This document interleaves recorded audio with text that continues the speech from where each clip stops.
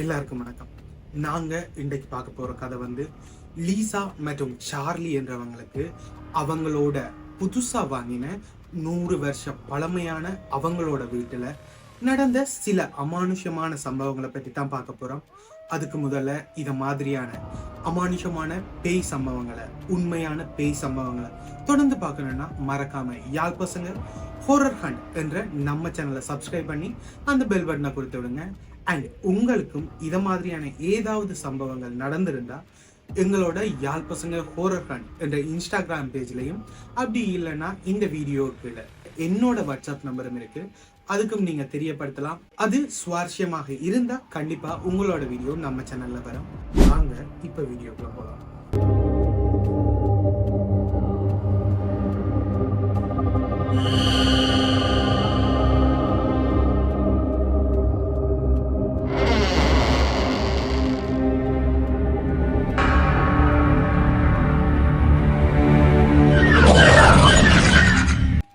இன்ட்ரோல சொன்ன மாதிரி இந்த சம்பவம் லீசா மற்றும் சார்லி அவங்களுக்கு தான் நடந்திருக்கு.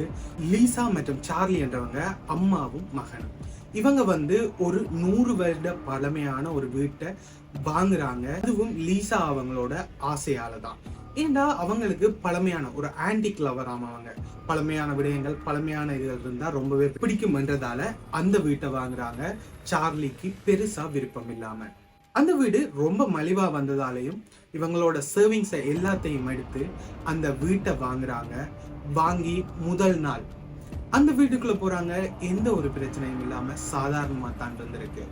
அடுத்த கொஞ்ச நாட்கள் கழியத்தான் அவங்களுக்கு அந்த வீட்டுல ஏதோ ஒரு அமானுஷ்யமான சம்பவம் இருக்கிறதா தோணிருக்கு. அது முதல்ல சார்லிக்கு தான் தென்பட்டிருக்கு. அப்படி ஒரு நாள் தான் லீசா அவங்களோட பெட்ரூமை கிளீன் பண்ணிக்கிட்டு இருக்காங்க. பழைய வீடு தானே, ஸோ அதால பெரிய பெரிய அறைகள் இருந்திருக்கு.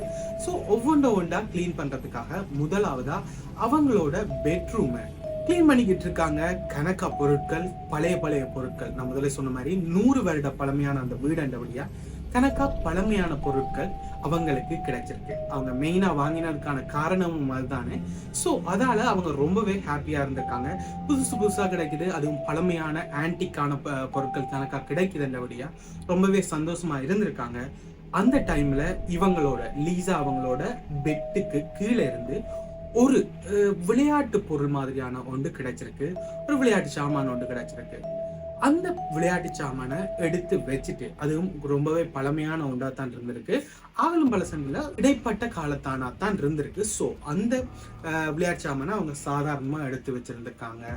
ஆனா அந்த விளையாட்டு பொருள்ல தான் அவங்களுக்கான பெரிய ஒரு பிரச்சனையே இருந்திருக்கு.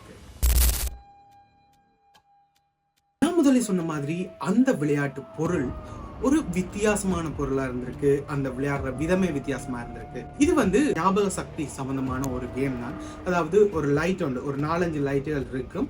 அந்த லைட்ல முதல் லைட்டை ஆட்டோமேட்டிக்காவே எரியும். நாங்க அதை டச் பண்ணி போட்டு விட்டோம்னா திருப்பி இன்னும் ஒரு 2 லைட் எரியும். விட்டு முதலாவது எது, 2வது எது, 3வது எதுன்னு கரெக்டா டச் பண்ணா அதே மாதிரி அடுத்த லெவலுக்கு ஒவ்வொன்றா போய் கொண்டிருக்கும். இப்படி அந்த நாங்க ஒரே மாதிரி இருக்க கண்டுபிடிக்கிறது. ஸோ அப்படி ஒரு கேம் தான் இது. வித்தியாசமா எலக்ட்ரானிக்ல இருந்திருக்கு, லைட்ல. அப்படி ஒரு கேமை தான் இவங்க, ஒரு விளையாட்டு பொருளை தான் இவங்க கண்டுபிடிச்சிருக்காங்க, அங்க இருந்து எடுத்திருக்காங்க. ஸோ அதை கொண்டே அவங்களோட மகனான சார்லியோட ரூம்ல கொண்டே வச்சிருக்காங்க. சார்லி ஆபீஸ்ல இருந்து வீட்டுக்கு வரார். சார்லிட்ட லீசா இதை பற்றியோ தான் செஞ்சதை பற்றியோ அவங்க எதுவுமே சொல்லல. காரணம் என்ன, அவங்க அதை பெருசாவே எடுத்துக்கொள்ளல. ஸோ சாதாரணமாகவே இருந்திருக்காங்க. அவங்க டின்னர் எல்லாம் முடிச்சுட்டு சார்லி அவரோட வேலையை பார்க்கறதுக்காக அவரோட ரூமுக்கு போறார். ரூம்ல அந்த வித்தியாசமான ஒரு பொருளை பார்த்து போட்டு, அவருக்கு தெரியும் தானே அவங்க அம்மாவை பற்றி. ஸோ எங்கேயோ இருந்து பழைய பொருளோட கண்டுபிடிச்சிட்டாங்க, எடுத்துட்டாங்க, அதைத்தான் கொண்டு வந்து இதில் வச்சிருக்காங்க என்றதை புரிஞ்சு கொள்றார். ஸோ பார்த்து போட்டா சாதாரணமாகவே விடுறார். அவருக்கு ஆஃபீஸில் ஒரு வேலை ஒன்று கொடுத்துருக்காங்க. அந்த வேலையை பார்த்து கொண்டு வந்திருக்கார் இரவிரவா. கிட்டத்தட்ட 10-11 மணி கேப்புக்குள்ள அந்த விளையாட்டு பொருள் திடீரென்று வேலை செய்ய தொடங்கியிருக்கு. அதாவது அந்த விளையாட்டு பொருள் ஒன்னாகி கேமை விளையாட தொடங்கியிருக்கு. அந்த கேம் வந்து சத்தம் ஒன்று வருமா, அந்த கேம் விளையாடி கொண்டு கேட்க ஆட்டோமேட்டிக்கா ஒரு சவுண்ட் ஒன்று வந்து தான் அந்த கேம் ஆரம்பிக்கும். ஸோ ஒரு வித்தியாசமான ஒரு சவுண்டோட இது ஆரம்பிச்சோன்னே ஒன்னானோன்னு இவர் ரொம்பவே பயந்திருக்கார். திடீரென்று நடந்தோன்னா அது இரவுல ரொம்பவே பயந்து திடுக்கிட்டு இருக்கார். அதை திடுக்கிட்டு அவர் அந்த கேமை பார்க்கும்போது அது ஆட்டோமேட்டிக்கா ஒன்னாகி நான் முதல்ல சொன்ன மாதிரி அந்த லைட்டுகள் எரிய வலிக்கிட்டு இருக்கு. இவருக்கு வித்தியாசமா இருந்திருக்கு. பட் ரொம்பவே பழமையான ஒரு கேம் தானே, பழசண்டபடியா லூஸ் கனெக்ஷனா இருந்திருக்கும். சில நேரம் அம்மா ஒன் பண்ணி வச்சிருந்தப்பா இன்னொரு குழப்பத்துல அதை போய் பார்க்கிறார், ஒன் பண்ணி இருந்திருக்கு. நிப்பாட்டி போட்டு அதை அந்த மேசையில வச்சுட்டு ஆள் தூங்க வலிக்கிட்டு இருக்கு. தூங்கி கொண்டிருக்கும் போது சரியா 12 மணி போல அந்த விளையாட்டு பொருள் மறுபடியும் அந்த சத்தத்தோட, அந்த வித்தியாசமான சத்தத்தோட ஒன்னாகி கேமை விளையாட தொடங்கி இருக்கு. ஒளிம்பி பார்க்கிறார். அந்த கேம் மறுபடியும் அந்த வித்தியாசமான சத்தத்தோட விளையாடி கொண்டிருக்கு, ஒன்னாகி இருக்கு. இவருக்கு ஒரே குழப்பம். பட் லூஸ் கனெக்ஷன், பழைய பொருள். ஸோ அதால ஒஃப் பண்ணி படையில போல இருக்கன்னு போட்டு அதை தூக்கி கட்டிலுகளை போட்டு தூங்குறார். திருப்பியும் நல்ல தூக்கத்துக்கு போயிட்டார். கிட்டத்தட்ட 1 மணி 2 மணி இருக்கும்னு நினைக்கிறேன். டைம் அவருக்கு சரியா தெரியல. பட் அந்த டைம்ல மறுபடியும் அந்த விளையாட்டு பொருளோட சத்தம் கேட்குது. இவர் கோவத்துல என்ன செய்யறன்னு தெரியல, காது முடிக்கன்னு தூங்கிட்டார். அந்த நாள் இரவு இப்படி பிரச்சனைகளோடயே முடிஞ்சது. அடுத்த நாள் காலையில விடியுது. சார்லி தூக்க கலக்கத்தோடையே ஒழும்பி டைனிங் டேபிளுக்கு வாரார். லீசா அவர் தூக்கம் இல்லாம இருக்கிறத பார்த்து போட்டு என்னாச்சு ஏதாச்சுன்னு கேட்குறாங்க. அவர் கோவமா நீ பண்ண வேலை தான் இந்த மாதிரி சொல்லி போட்டு போய் பிரேக்ஃபாஸ்டை முடிச்சுட்டு, காலை சாப்பாட்டை முடிச்சு போட்டு அவரோட வேலைக்காக கிளம்புறார். கோவமாவே இருந்திருக்கார். ஸோ அம்மாவோட வலிக்கிறார். அம்மாக்கு அங்கால ஏதோ வேலை இருக்கின்றபடியா கார்ல 2 பேருமே போகும்போது என்னாச்சு ஏதாச்சுண்டு லீசா சார்லிட்ட கேட்குறாங்க. சார்லி அப்பதான் அந்த விடயத்தை சொல்றார்.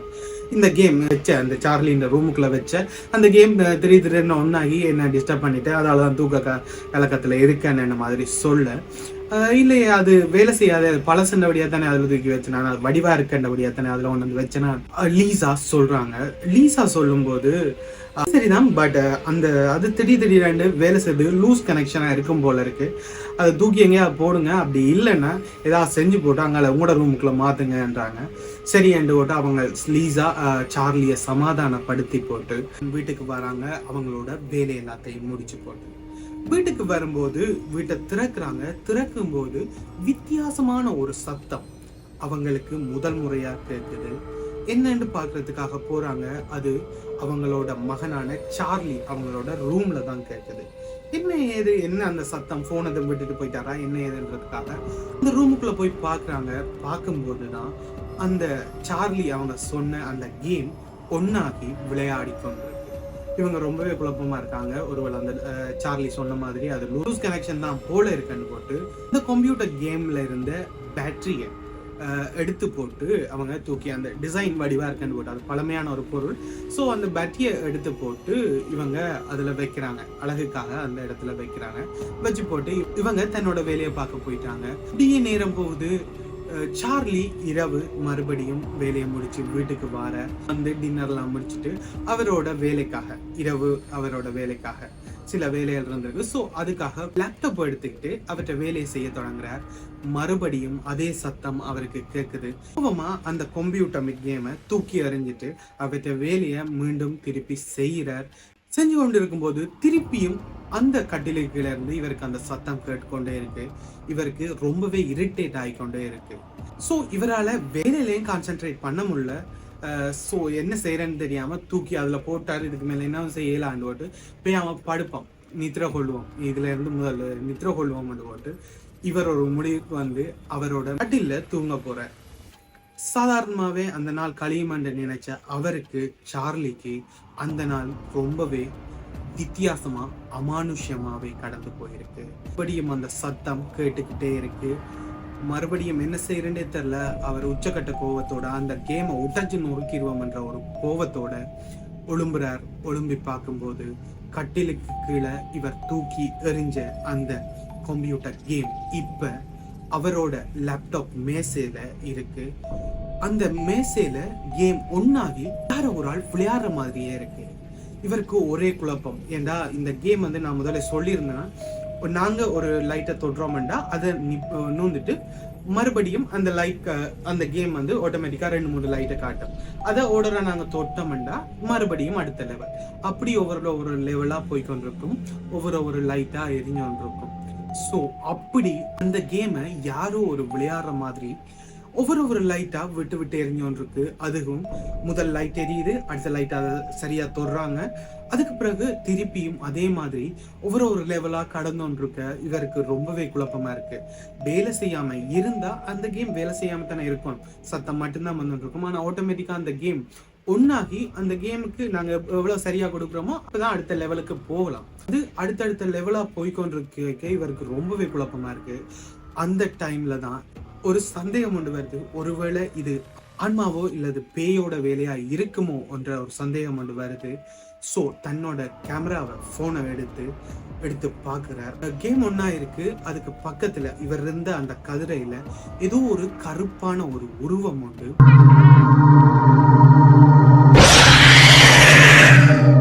அந்த கேமை விளையாடுற மாதிரி தான் அவருக்கு தெரியுது. அந்த கேமரால பார்க்க அவருக்கு தெரியுது. கொண்டு ஓடி போய் வெளியில ஓடி போய் அம்மாட்ட சொல்லுவோண்டு போறார். பட் இருந்தாலுமே அம்மாட்ட சொல்லல. காரணம் என்ன, அம்மா நம்பவும் மாட்டா. அதை விட அம்மாவை பயப்படுத்தி, அம்மா தான் அந்த வீட்டுல இருக்க போறாங்க, அம்மாவை பயப்படுத்த வேணாம் என்ற ஒரே ஒரு காரணத்துக்காக அவர் வெளியில போய் ஹோல்ல அந்த சோஃபால படுத்து தூங்குறார். அந்த கேமோட சத்தம் அவருக்கு திருப்பி கேட்டுக்கொண்டே இருக்கு. அவரால் என்ன செய்யறன்னு தெரியல. காதை மூடிக்கொண்டு அவர் தூக்கத்துக்கு போறார். அப்படியே அந்த நாள் முடியுது. அவருக்கு அந்த வீட்டுல இருக்கவே முடியல. பட் இருந்தாலுமே அவங்களோட முழு சர்வீஸையும் சேர்த்து தான் அந்த பழமையான வீட்டை வாங்கியிருக்காங்க. ஸோ அதால அவரால் அம்மா வீட்டையும் சொல்ல முடியல, அந்த வீட்டை விட்டு மாற முடியல. இப்படியே கடந்து போகுது. அவர் என்ன செய்யறன்னு தெரியாம கடைசியா ஒரு நாள் அவர் எடுத்த வீடியோவையும் அவங்களோட அம்மாட்ட காட்டுறார். அவங்க அம்மா அதை பார்த்து ரொம்பவே பயந்துருக்காங்க. ஆனா அவங்களுக்கு இந்த அமானுஷ்யமான சம்பவங்கள்ல கொஞ்சம் நாட்டம் கூடவா. அவங்க அந்த வீட்டுல இந்த ஒரு பிரச்சனை மட்டும்தான் இருக்கிறதுன்றதால அவங்களோட சர்ச் ஃபாதரை கூட்டிக்கொண்டு வந்து சில சம்பிரதாயங்களை செஞ்சு அமைதியாகிறதுக்காக முயற்சி எடுத்திருக்கார். பட் எந்த விதமான பயனுமே இல்லாம போயிருக்கு. இவர் அதை அப்படியே விட்டுட்டு அந்த விளையாட்டு பொருள்ல தானே இருக்கு, அந்த கம்ப்யூட்டர் கேம் ஒன்றுலாம் இந்த பிரச்சனை இருக்குன்றதால அந்த கம்ப்யூட்டர் கேமை தள்ளி அவங்களுக்கு தேவையில்லாத ஒரு ரூம்ல போட்டு விட்டாங்களாம். பட் அண்டையில இருந்து அந்த பக்கமே இவங்க போறதுல அந்த கேம் மறுபடியும் விளையாடப்படுதா என்னன்றது அவருக்கு தெரியல. பட் அவருக்கு நடந்த ஒரு அமானுஷ்யமான சம்பவம், அதுவும் அவர் நேர்ல பார்த்த ஒரு கேமரால படம் பிடிச்ச ஒரு சம்பவம் வந்தபடியா அவர் ரொம்பவே பயந்ததாகவும் சொல்லி இந்த கதையை முடிச்சிருந்தாரு. உண்மையாவே அமானுஷ்யமாகவும் சுவாரஸ்யமாகவும் இந்த கதை இருந்திருக்குமென்னு நினைக்கிறேன். உங்களுக்கு பிடிச்சிருந்தா இந்த வீடியோ லைக் பண்ணி ஷேர் பண்ணி விடுங்க. அண்ட் இந்த கதை பற்றின உங்களோட கருத்துக்களை எனக்கு கமெண்ட்ல சொல்லுங்க. அது மட்டும் இல்லாம உங்களுக்கு இது மாதிரியான ஏதாவது சம்பவங்கள் நடந்திருந்தா எனக்கு வாட்ஸ்அப் ஊடாகவும் அல்லது யாழ் பசங்க ஹோரர்கான் என்ற இன்ஸ்டாகிராம் பேஜ் மூலமாகவும் எனக்கு அறிய தரலாம். அது சுவாரஸ்யமாக இருக்கும் பட்சத்துல கண்டிப்பா உங்களோட கதை நம்ம சேனல்ல வரும். நான் உங்களை இன்னும் ஒரு அமானுஷ்யமான கதையோட மீண்டும் சந்திக்கிறேன். ஓகே, பாய்.